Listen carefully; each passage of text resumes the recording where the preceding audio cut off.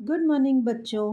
पिछले कुछ वर्क से हम भागाकार सीख रहे हैं, तो आज हम फिर से इसे रिवाइज करते हैं। Children, we have been learning division in last few classes. Today let us revise it. Teacher explains that division is equal sharing or equal distribution. Can someone explain what it is? रानी ने तुरंत जवाब दिया, teacher, इसका अर्थ है जब कोई भी वस्तु समान रूप में बांटी जाती है तो उसे समान बांटना कहते हैं। करेक्ट रानी, वेरी गुड। टीचर ने रानी को शाबाशी दी। फिर टीचर ने पूछा, भागाकार का चिन्ह क्या है? What is the symbol of division? रजत ने टीचर से पूछा, क्या मैं आपको बोर्ड पर दिखा सकता हूँ? और वह भागाकार का चिन्ह बनाता है और कहता है, इस चिन्ह का अर्थ विभाजित करना या भागाकार करना है। बहुत अच्छे। फिर टीचर ने पूछा, विभाजन या भागाकार के गुणधर्म क्या है?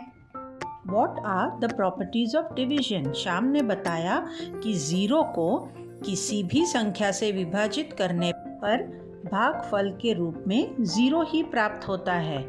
For example, 0 divided by 23 is equal to 0।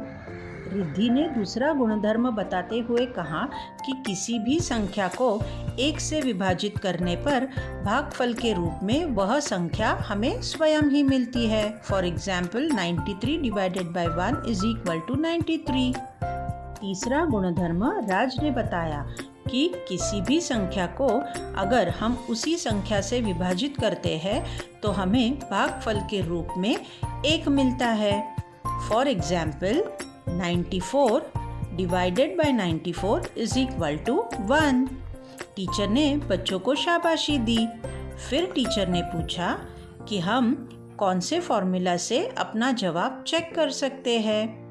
Reena ने झट से बोर्ड पर सूत्र लिखकर बताया, dividend is equal to divisor into quotient plus remainder, यानी कि भाज्य बराबर भाजक गुणा भागफल अधिक शेष।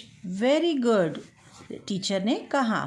फिर टीचर ने पूछा कि हमें कैसे समझ में आएगा कि यह सवाल डिवीजन का है। Teacher asks, how can we know that the given word problem is of division? फिर रानी ने कहा, भागाकार के शाब्दिक प्रश्न में अनेकों का मूल्य दिया जाता है और हमें एक का मूल्य ढूंढना पड़ता है। टीचर सारे बच्चों के जवाब सुनकर खुश हुई और उन्होंने कहा कि बच्चों, तुम्हें अब भागाकार के बारे में सब कुछ समझ में आ गया है। तो चलो हम एक उदाहरण की मदद से भागाकार के सवाल को एक बार फिर से रिवाइज करते हैं। तो हमारा उदाहरण है, एक दुकानदार ने 6 दिन में 78 किताबें बेची, तो वह एक दिन में कितनी किताबें बेची होगी, यह हमें ढूंढना है। A bookshop seller sold 78 books in 6 days. How many books did he sell each day? Come on, let us find the answer for this. तो बच्चों, 6 दिन में दुकानदार ने 78 बुक्स बेची, तो उसने एक दिन में कितनी बुक्स बेची, यह हम अब ढूंढेंगे। तो हम 78 को 6 से डिवाइड करते हैं। तो 6 1 जा 6, 7 के नीचे हम लिखते हैं 6। अब 6 को 7 में से माइनस करेंगे तो हमें मिलेंगे 1। फिर यह 8 जो बचा हुआ है उसे हम नीचे लिख लेंगे। फिर से हम 6 का टेबल बोलेंगे। 6 1 जा 6, 6 2 जा 12, 6 3 जा 18। तो 3 ऊपर लिखेंगे और 18 नीचे लिखेंगे। अब 18 में से 18 को हम माइनस करेंगे तो हमें आंसर मिलेगा 0। तो इसका मतलब है दुकानदार ने एक दिन में 13 किताबें बेची।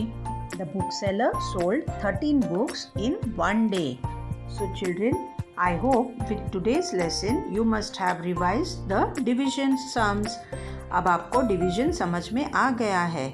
तो इस वीडियो के साथ आपको एक वर्कशीट भेजी जाएगी जिसे आपको आपकी नोटबुक में सॉल्व करना है। उसका एक फ़ोटो खींचकर अपने व्हाट्सएप ग्रुप पर शेयर करना है। बाय।